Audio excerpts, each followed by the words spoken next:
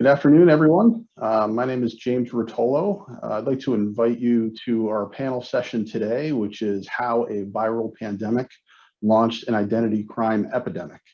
And I'll be happy to introduce our panelists in a moment. This is a hot topic. As we all know, fraud has been a challenge throughout the pandemic. In particular, we've seen a dramatic increase in identity-related crimes. They're helping fuel that fraud cycle that we're seeing. So I'm excited to cover this topic. To give you a bit of background about myself, as the moderator, I'm a senior manager at Grant Thornton in our fraud and financial crimes practice. I've spent the last 20 years in the anti-fraud industry, and I also serve on the board of directors at the Identity Theft Resource Center, which is a nonprofit that helps victims of identity theft. So identity crime is a topic that I am passionate about, and I'm very excited to cover the discussion today with my esteemed panelist guests. So let me take a moment to introduce them very briefly. They all have a very lengthy resume and history. We're not going to get into all of those details today, but I'll just give a quick overview of each of our panelists, and then we can jump right into the content. So on the next slide, I think we've got some pictures and titles and things that you can see. I'd like to first introduce Damon. Damon Rowe is the Executive Director of the Office of Fraud Enforcement for the IRS. He also acts as the principal advisor to the IRS Division Commissioners and Deputy Commissioners on all issues involving fraud enforcement, strategic plans, programs, and policy. So Damon, thank you for being willing to speak with us today about this topic. And next, I'll introduce Marla. Marla Provo is a special agent with the Federal Bureau of Investigation. She's currently assigned to the Sacramento field office and works in white-collar crime matters, including a lot of pandemic-related fraud cases. So excited to get the perspective from the Bureau and the types of investigations that you're seeing, Marla. So thanks for being able to share that with us today. And last but not least, we have Blake. Blake Hall is the founder and CEO of an identity verification company. It's a next-generation digital identity network capability. It's used by government agencies as well as healthcare organizations, financial institutions, retailers, and so forth to help prove and verify the identity of their customers. And so that's been a technology that's been in use quite a bit lately, given some of the challenges that we'll talk about in the dialogue today. So thank you, Blake, for joining us. Happy to be here.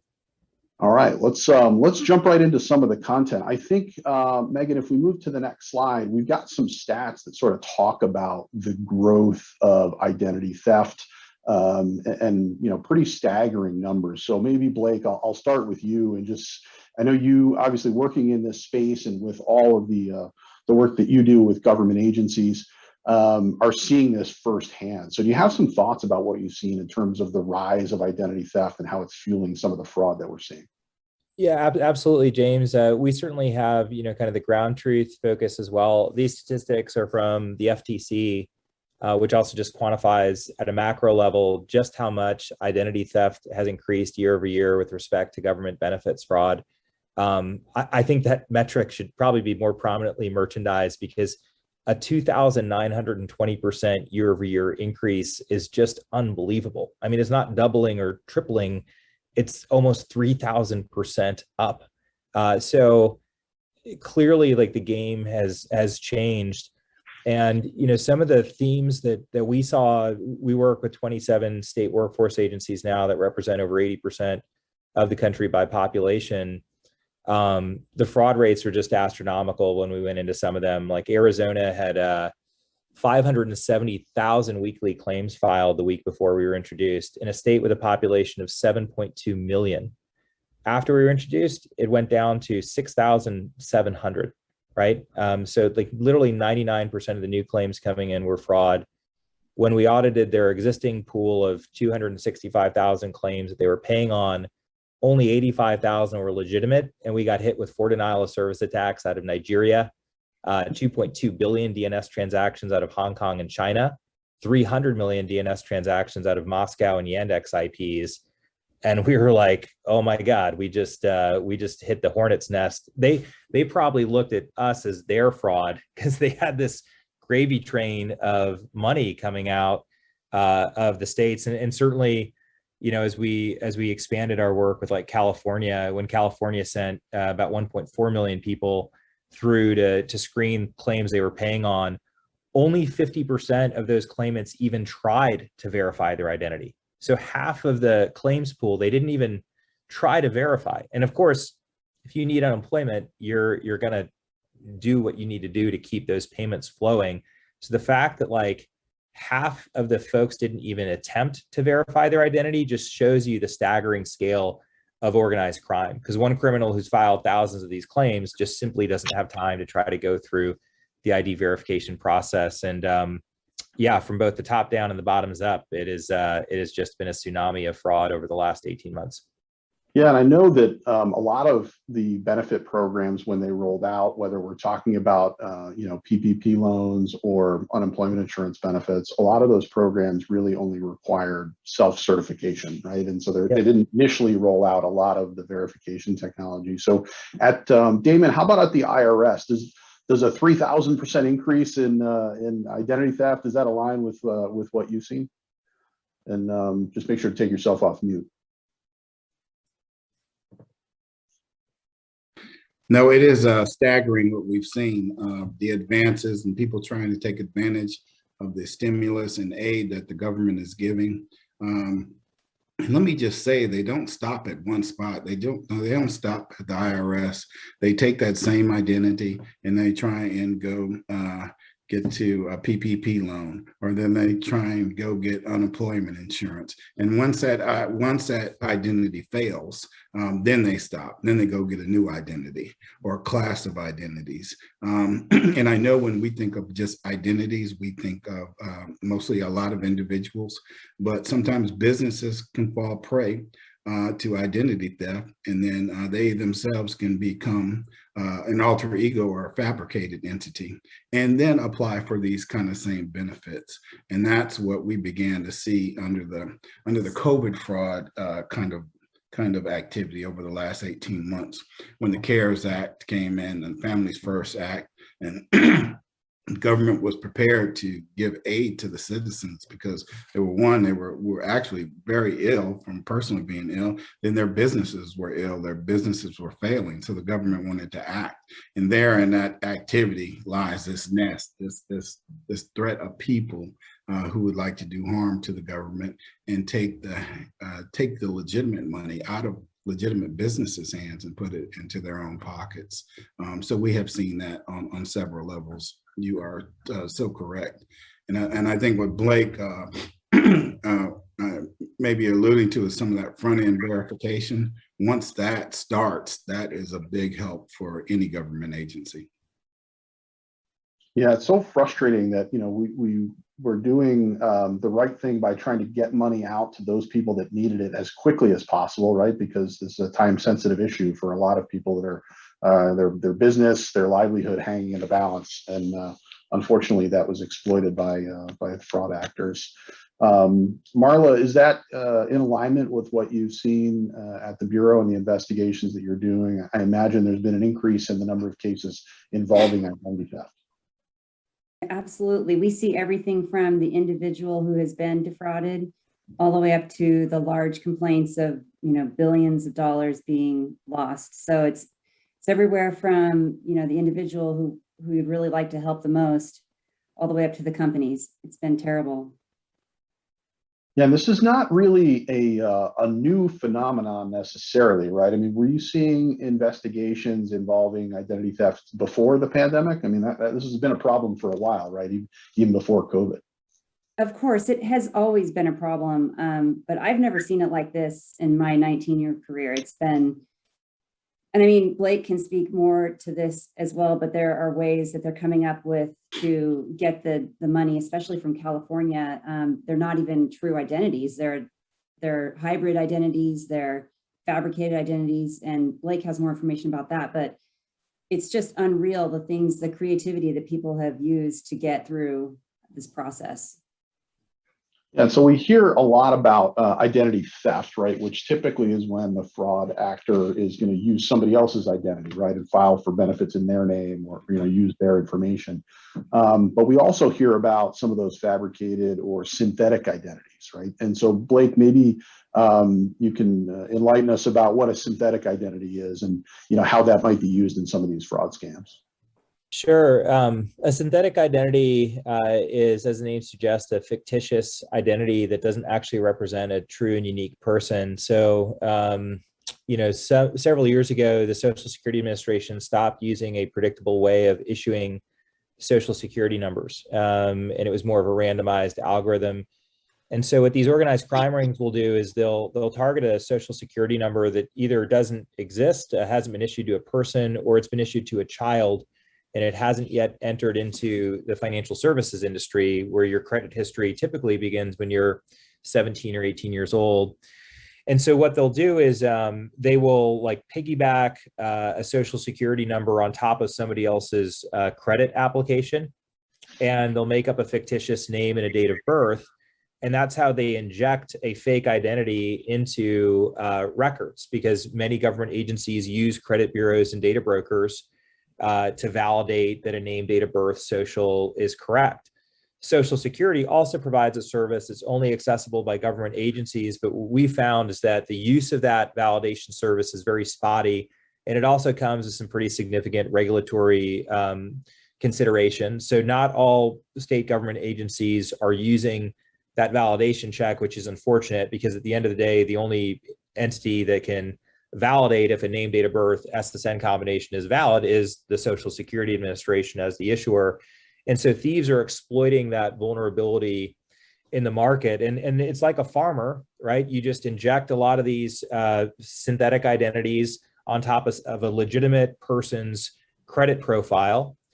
You let those identities gather tenure over the course of a year or two. And then when there's a lucrative program that you want to target, you can then use counterfeit documents and things like that to verify that you are this, fake identity. And then the information will actually match when it hits the credit bureaus and the data brokers. And there's ways to pick it up, or one social could be tied to multiple different identities. And that, in fact, is what's happening to a lot of children in this country, is when they're turning 17 and 18 and going to apply for credit, they find out that their social has already been tied to somebody else's name and date of birth. It's a criminal that's ruined their financial reputation, and all that stuff has to be, unwound, which is very difficult and time consuming. That's why all of my kids, they're 7, 5, and 2, but they're all registered on my credit. So I've attached their social to their actual name and date of birth to protect them from that form of fraud. I encourage everyone to do that as well. And so it creates this legal gray area, because at the end of the day, they'll defraud the government, but there's no actual identity that exists that was harmed in terms of an individual. So it changes some of the liability stakes that way, where it's pure financial theft, but there's no actual person involved with it, unless it's a young person whose social was used. Yeah, that aligns with some of the research that we've done at the Identity Theft Resource Center, and seeing, children who are directly impacted by this, right? So in the United States, we typically get a Social Security assigned right after birth, so that we can add people to our insurance policies and do all the other things that we need those identifiers for. But that also means that social typically sits dormant until they enter the credit system when they're older. And so, I know the bad guys are taking advantage of that and exploiting that. So, that is frustrating. And I think we're seeing now that there's probably an enormous wave of that fraud that's happening kind of under our nose, that our kids don't find out about until they get old enough to apply for a credit card or open a bank account, and then discover that problem. So it's almost an issue that we don't even really know how big it is.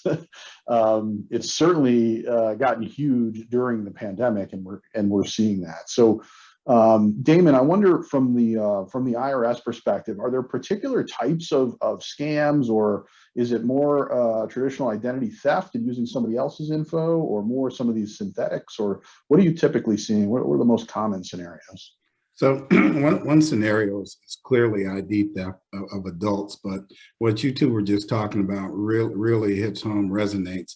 just imagine, Blake, if you find out a few years later that your kids have already been filing returns for years and getting refunds for years, and now they're 18 and they have a job and they want to file their return, but they have a long pattern of a return history. And then it doesn't match the address where the other refunds went, so they cannot get their refund that's due to them. They have to process through our system. So I guess James and Blake, what you two are talking about, it hits home. So theft of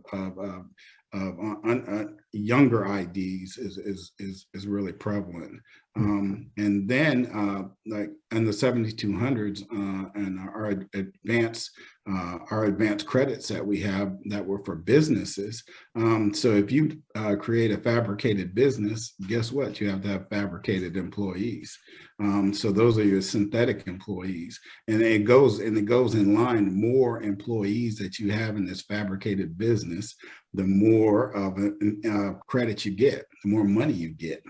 So it entices people to say, I don't have one employee, I have 200 employees. And then, so we've been investigating these types of crimes for a little over 18 months now. And as we get better, the fraudsters get better. They get better at perfecting the entity. They get better at perfecting the stolen identities, where we could largely look at them and say, this thing doesn't work. It was created on this date. It's impossible. These addresses don't match. Now addresses are starting to match. Now metadata is starting to become something that we've targeted, but they want to change.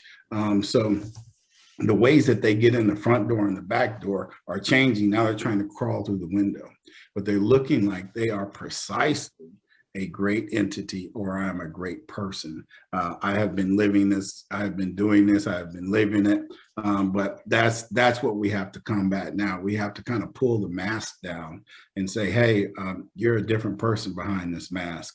We really need to look at you a little harder. Come on in, let us ask you some questions. First thing, I'm not coming in. I don't want to answer. I don't really want that money. That's not my money. I'm not coming in. So that's where we get to. But you two are directly on point. Yeah, I mean, it's, what I've seen, it's really fascinating is when, we started to see this in the financial services industry and sort of pre-pandemic, there was this concern over identity-based crimes, but it was, fit for purpose, right? I'm going to create an identity or steal an identity to, file a benefit application or submit a fraudulent tax return. But what we're seeing now is they can use those same entities, right? Those same identities to commit fraud across a number of different benefit programs. And if I'm going to create this identity, I can use it to commit tax fraud and commit, fraud against a bank and open a bunch of credit cards and, submit for unemployment benefits and, right? And so they're rinsing and reusing that capability to steal more and more money. And improve their return, essentially, right? It's an efficient thing to do. So Marla, I mean, are you seeing that in some of the cases that you've investigated where these are sort of not just one-offs, that these are really kind of well orchestrated and wide-ranging? Absolutely. It used to be that you would see 1 or 2 or maybe even up to 10 identities stolen in a case. Now we're seeing, thousands and tens of thousands of identities, and they are true people, whether some of them are children or even old people or dead people. It's unbelievable, the volumes of, and how are they, I just can't understand how they're getting through. It's obviously a huge problem. Yeah, and I think when I think about identity theft sort of as an individual, not in my work capacity, right? But I have this concept in mind of a fraudster, sitting in his basement, working on his computer, stealing my identity and trying to take my money. But I think that the more, and while that does happen, what I've been more concerned about at work, when I talk with my clients, is around just the increase in really organized criminal activity in this space, right? Is that it's not just one-off individual actors, right? There's organized crime groups that are perpetrating this fraud at massive scale. I mean, is that consistent with the types of investigations that you've seen? Definitely. We're seeing everything from, street gangs who are not very sophisticated, all the way up to cartel and overseas gangs. getting involved in this because it's so lucrative. Yeah, and I've Blake, I know we've talked about in some of our prior conversations, monitoring some of the dark web intelligence, right? So that for people that may not be familiar, the dark web is a place that anybody could access with the right tools, but it happens to be a place where bad guys often exchange and sell information to each other. And so I know we've been looking at that as part of some of the monitoring that we do for our clients around fraud risk, and sort of seeing what they're talking about, right? They're exchanging ideas in chat rooms and, sharing how to commit fraud. I mean, what are you guys seeing in that space, and what is that intelligence telling you about these types of scams? Yeah, I mean, so this is what I did in what feels like a former life. When I was over in Iraq, I led a reconnaissance platoon that ran kill capture missions against high value targets, mostly Al-Qaeda vehicle bomb networks, but also some of the Al-Qaeda's proxies over there. And when I saw the scale of this fraud, I was like, I've fought against these organized crime rings before, because many of the same tactics that Al-Qaeda uses to finance itself, are similar to what a cartel would do or an organized crime network would do. So we set up an intelligence cell that monitors dark web communications. That's our own analysts. And also we use, there's a vendor called Flashpoint, does a really good job at monitoring like macro trends.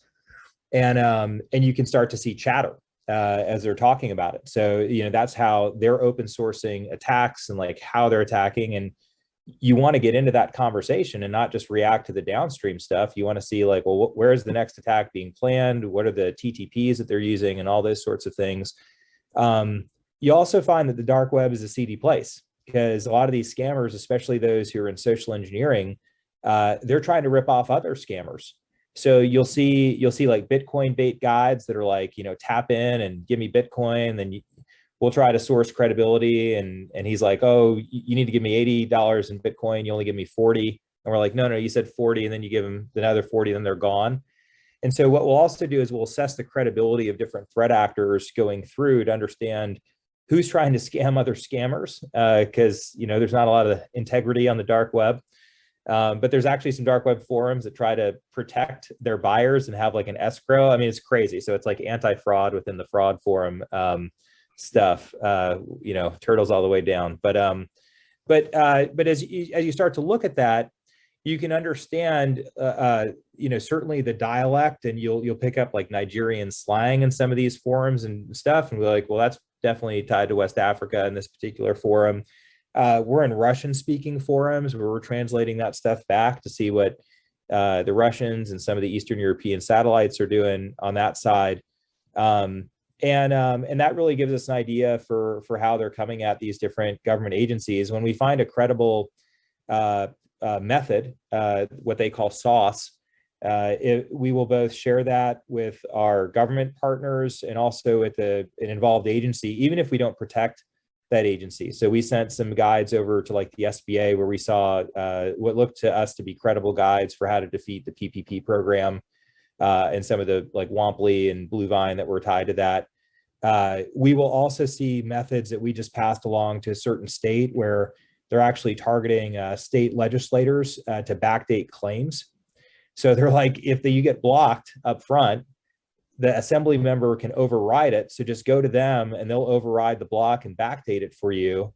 And so we've shared that information. And currently right now, all the dark web chatter is about Hurricane Ida and targeting FEMA for disaster relief assistance. So we've passed along that information to the impacted states like Louisiana and so on. And to Damon's point, like, you shut the front door, they come in through the window. I mean, it is literally that. It is fighting the heads of the Hydra, and you've got to have an intelligence cell that lets you have some proactive ways of getting after them and figuring out what they're up to versus waiting, for the bomb to go off and then responding to that.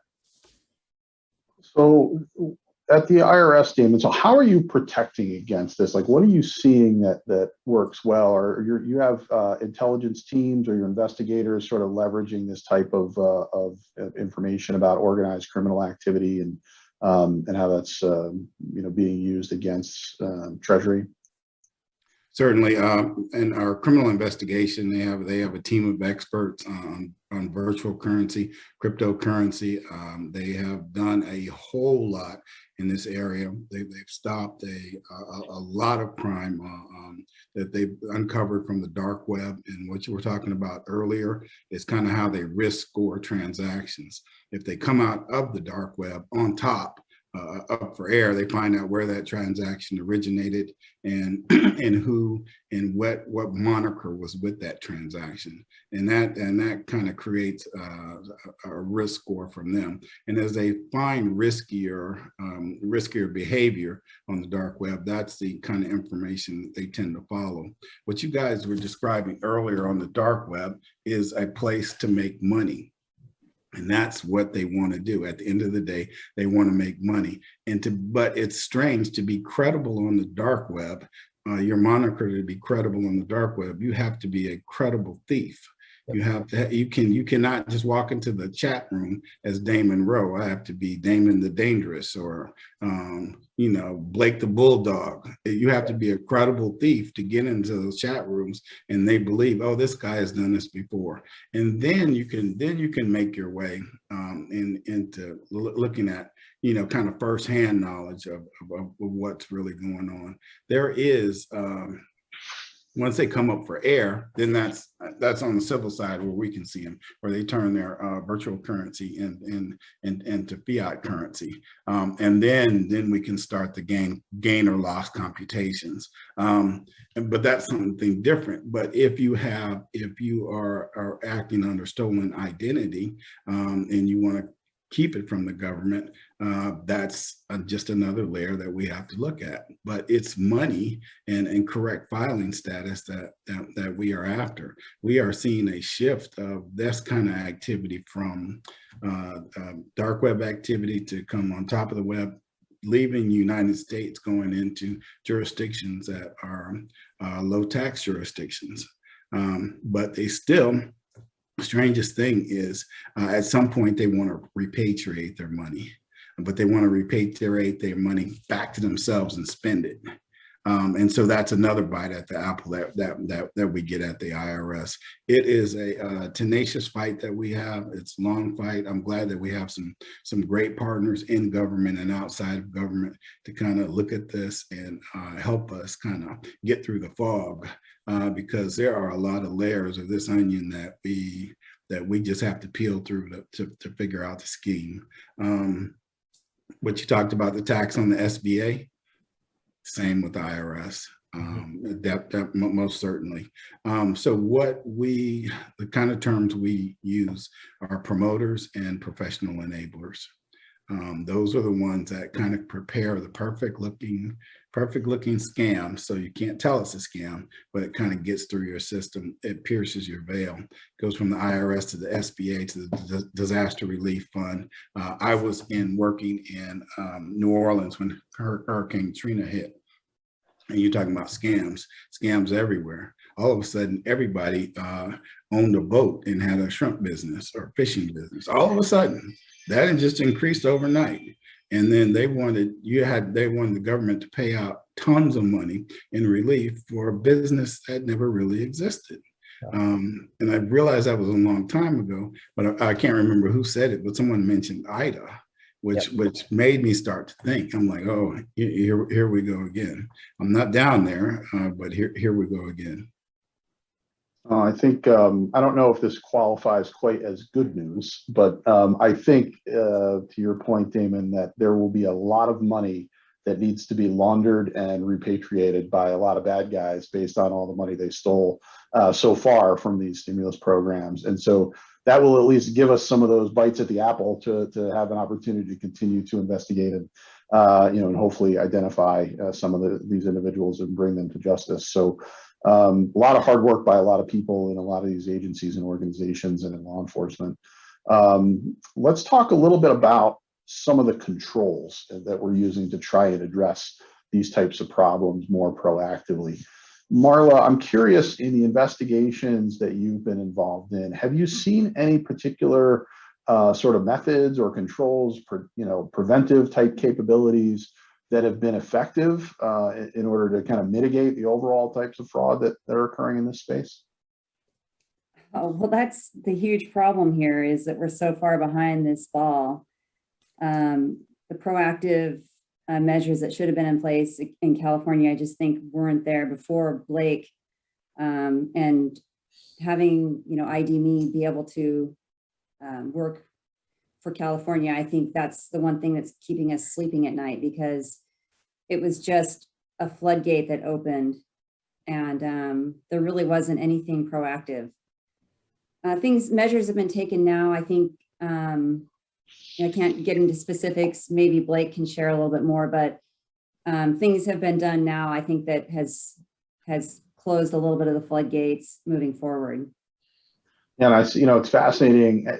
Fraud has always been a game of whack-a-mole, right? And as we implement a new control, the bad guys try to find ways to circumvent them. And I'm always fascinated with some of the identity verification technology that you guys have. You see some really interesting and clever ways people try to circumvent. I think on the next slide, Megan, we have some examples of that.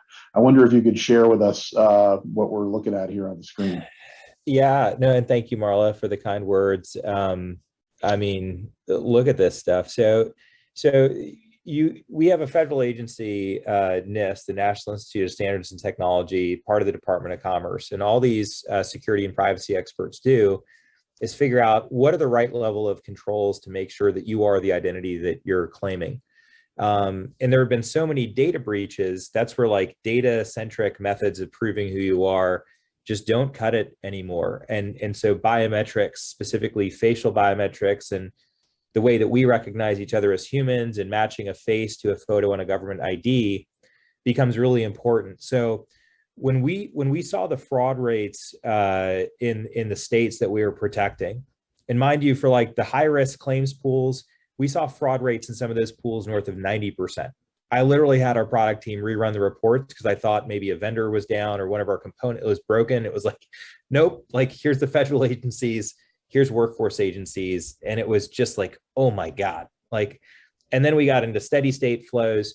What you're looking at here is a control that NIST refers to as presentation attack detection. So NIST sets standards for making sure that your face is your face and it's not a Halloween mask. It's not a synthetic deep fake. It's not somebody holding up an image of you and saying, I'm Damon, or I'm James, or I'm Marla. And we've seen all of that. We've seen folks holding up iPad videos that are playing of folks' images. And you'll get your Jean-Luc Picard masks in here.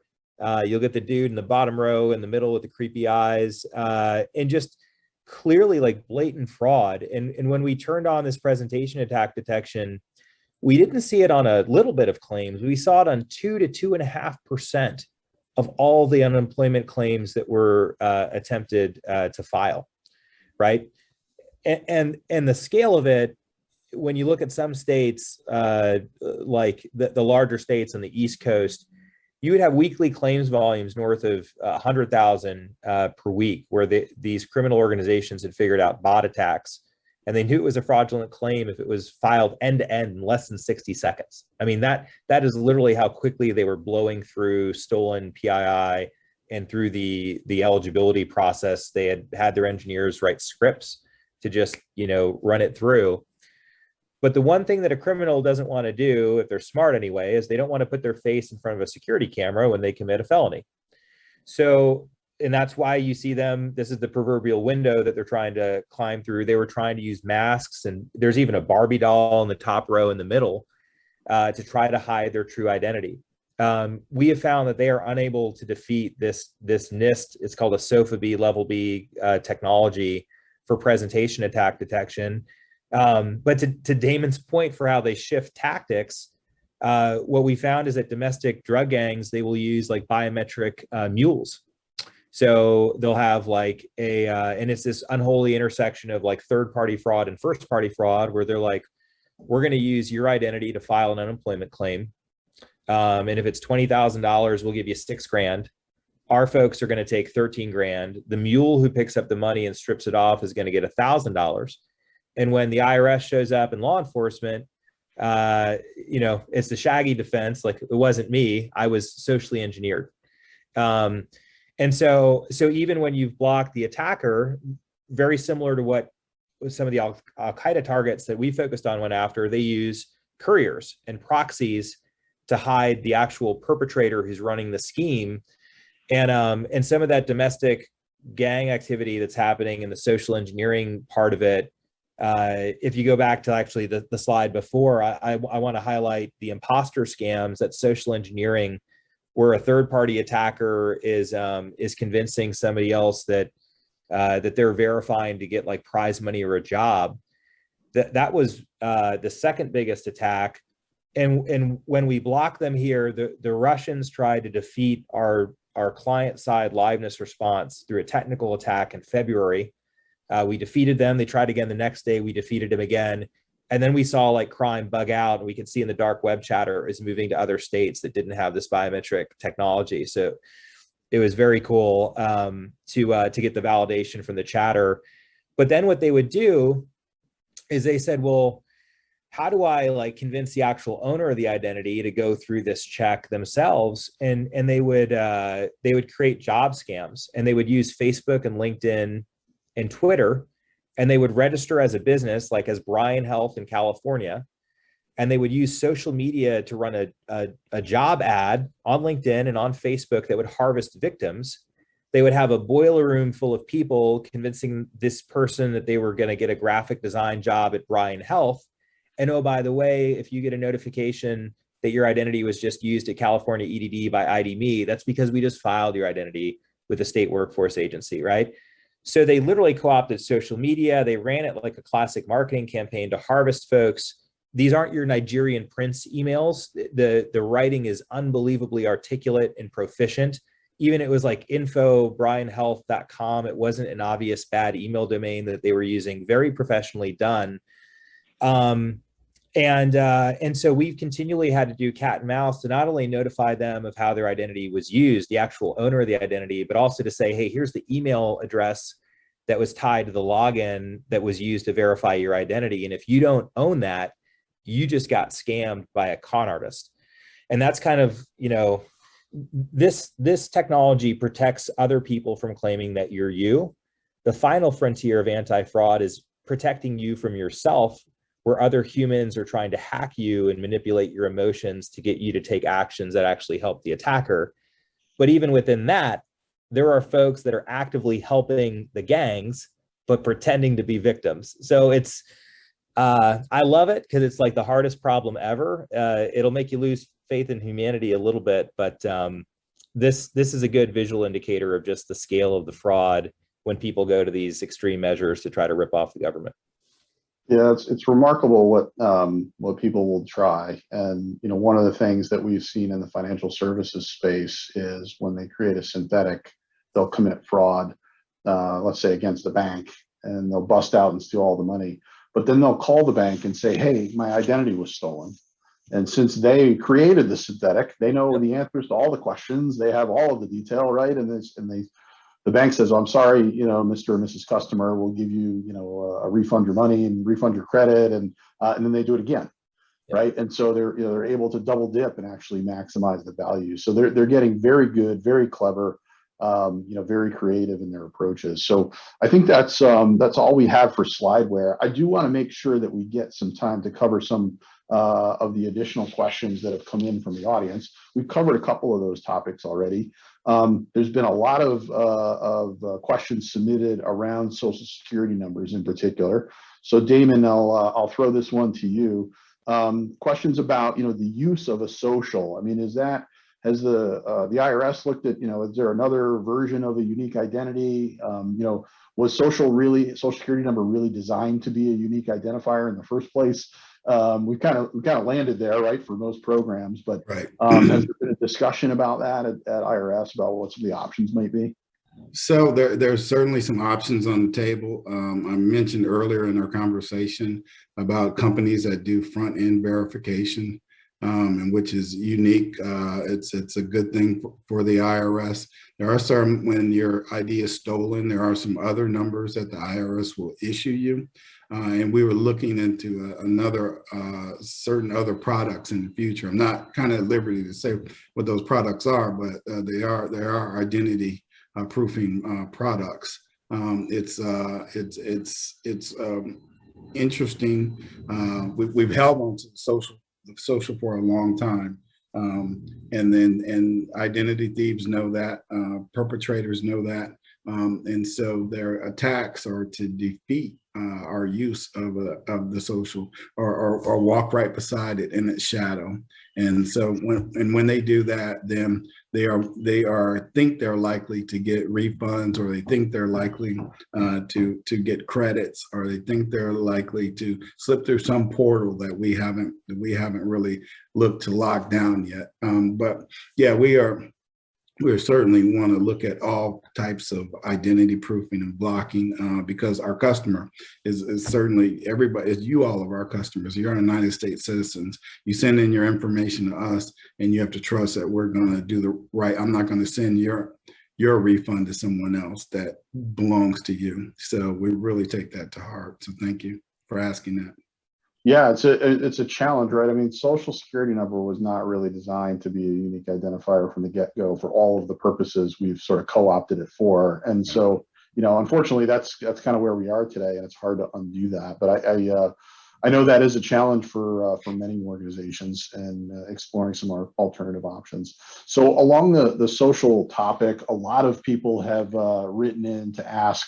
In our earlier discussion, Blake, you were talking about attaching your child's credit to your credit profile. And so I think people are thinking about, how do I protect this stuff for myself? So in 30 seconds, can you give us an idea of what are some of the things that you can do? How do you get your children's information protected? What did you have to do to take that step? All my kids have credit cards, right, with USAA right now. So I literally just went in, I registered their name, their date of birth, and their social security number. The banks will then report the origination of a credit file to that identity. And that's how the actual, like, your child's social and name and date of birth are injected into financial records. It's basically a race to claim the social. If the criminal claims it first with their name and date of birth, and they make up like a 19-year-old identity that doesn't exist, they basically have incepted that social and tied it to PII before you did as the parent. But that's how you do it. You just add them to your credit card, and we don't let them carry the credit cards around, which would be not a wise decision, but they're locked up, in the safe in the house, and they're in credit records now.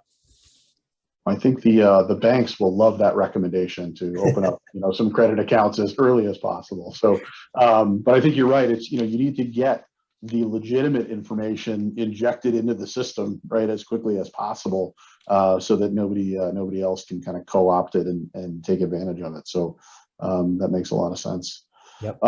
So we have a few minutes left. I think we got about 8 minutes left here. So I'd like to go around the horn with kind of a final question for each of you. And Marla, I'll start with you. And really, if you're thinking about the AGA audience here, what are some recommendations you can give them to protect the identity of themselves and their families individually, but also to help address this identity crime threat for the agencies that they represent? Any final tips? Well, we see a lot of elder abuse lately. It seems like the online romance schemes and the phone scams have really picked up. And so I think protecting the identities of your parents and really educating them against taking phone calls from unknown people and giving, PII over the phone or on the internet or anywhere. That's just the number one thing I can say. Yeah, it's really, especially the elder abuse topic, right? In some cases, there's, familiar fraud, as we call it, right? When it's people that are family members, maybe, that are committing the fraud or stealing and using the identity of elderly relatives or aunts and uncles. And, that's an unfortunate circumstance for a bunch of reasons. But it can be very challenging, right? To manage all of the different passwords that you have and the technology and, using multi-factor authentication and, all these new sort of clever ways that we're trying to solve and address the threat. But we're creating additional friction for the people that are legitimate users, right? And we don't want to make it too hard for people to actually get access to their benefits or use the government programs that they have a right to. So it's a challenging balance. I think that's a great tip. Blake, what about you? What suggestions do you have for the audience? Yeah, well, just to back up what Marlo was talking about, the scale of social engineering, it was at a level that I didn't realize existed until we saw it. There's a mathematical like distribution to their success rate. They succeed about 1 out of every 6 times. And so when we'll send like notifications to folks about the email and like how their identity was actually used. Like you think you sent, your social and your driver's license to your online lover, as one is wont to do, I guess. But actually, like they used your identity to file unemployment claims. And that gives the victim an opportunity to report the fraud, just like the same way your bank will notify you of suspicious credit card activity to be like, did you really authorize this transaction? We were getting 1,000 no responses a day just in the weeks leading up to the end of the pandemic. And so when you look at that's downstream after you've been fooled, reporting the fraud, right? That means that upstream, because they succeed, 1 out of every 6 or 7 times, that's 6,000-7,000. And depending on the day of the week, you could get to 10,000 social engineering attacks in a single day. That's when you think about all the folks that have to be involved with like trying to manipulate these elderly folks and young people who think they're getting a job, it's unbelievable. The second thing to fix it, we need to lean into the use of social security as a national identifier. It's invaluable. We all have it. Social Security needs to validate name, date of birth, social for all regulatory bodies and financial services and healthcare, so that we get rid of synthetic ID theft. You could literally get rid of tens of billions of dollars of fraud just by making our validation system better. The reason why that's important is that once you can actually corroborate this name, date of birth, social actually corresponds to a real person, and they're 5, not 25, which gets rid of the attacks on your kids, and would be pretty obvious when you add biometrics, like that's an older dude, that is not a 5-year-old. Once somebody claims and binds authenticators to that unique name and date of birth and social, nobody else can claim that ID. So you could lock it down with the IRS. You could lock it down with Social Security. And if you locked it down with like push notification or a FIDO key, they would literally have to mug you to take over your identity, or to commit social engineering would be the final attack vector. This third-party stuff would be gone. So in the same way that like, everything on your driver's license is inherently public. Your face is public, your name is public, your date of birth, your address, like is in, it's not too difficult to find. Your date of birth on Facebook every time you have a birthday. Why can't somebody claim that they're you? And it's because knowledge of what your face looks like and what your address is and what your date of birth is does not prove that you are that person, right? And that's why you can't walk into a bank with a piece of loose leaf paper and say like, I'm this person. You have to have a credential with your face that matches your actual physical presentation. So we're just kind of catching up to this in digital terms, but expanding the use of social and have SSA validate it for the country and just acknowledge it is our national identifier, binding authenticators, making the identity portable like a Visa card. That's what we can do to have a network of good guys that shuts down this network of bad guys. And with the paradigm shift, it's the only way to solve it. And that's why NIST and OMB are advancing that through OMB M1917. Oh, great. That's a lot to chew on. I think some good suggestions, but thank you for that, Blake. And Damon, comments from you, kind of last thoughts for the audience about what they can do to help address this challenge. Okay. Oh, you're still on mute. Sorry. Certainly, I would say this. Beware of this one phrase that you will see on your email and you will get on your text. Your password has expired. Please know where that comes from, because I've heard over and over countless times people go in and change their password because their password has expired. Now their real password has been given to whoever sent that email. So please do that. Second, know that the scam is still out there. For older people who are newer into this country, that someone will call them and say that they owe the IRS money and that they're going to get arrested. We are not going to call you and tell you that you owe us money and you're going to get arrested. So if anything comes like that, hang up immediately. That's been an ongoing investigation for years. Why it's going on for years? Because it continues to work. It continues to yield money. Fear yields money. sometimes for people who just don't know. And so it's the fear in you. I think Blake said you're your own worst enemy. It's the fear in you that says, "Oh, my password is up. I need to do it right now." It's you're nervous and you get to it and you make a mistake. There's one letter difference in whoever sent you that email or a number that sent you that text. It's a spoof number. And so just know that IRS, we have a lot of online tools, but we go through a lot of care and consideration to authenticate you the first time so that you can use the tools and know that the tools are safe. So I hope that helps. It has been a pleasure to be here on this panel. Everyone has been great and wonderful. And anytime I get on these panels, I learn so much. You probably saw me. I've been taking notes a lot of the time. So thank all of you. This has been great. I appreciate Damon, Marla, and Blake. Thank you very much. We are at time. So thank you for your participation. It's been an incredible conversation. Thanks, everybody. Thanks, Hill.